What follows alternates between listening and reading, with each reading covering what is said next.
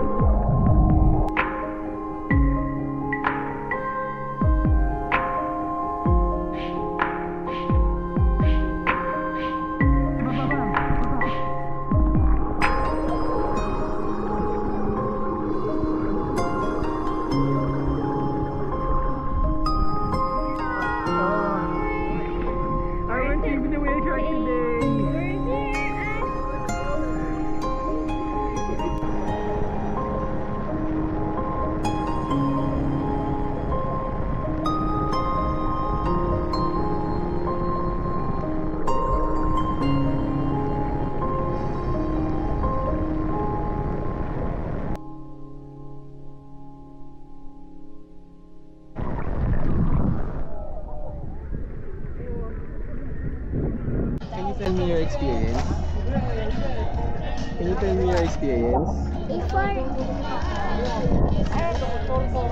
cried now, I did. You cried because you got scared of the ocean?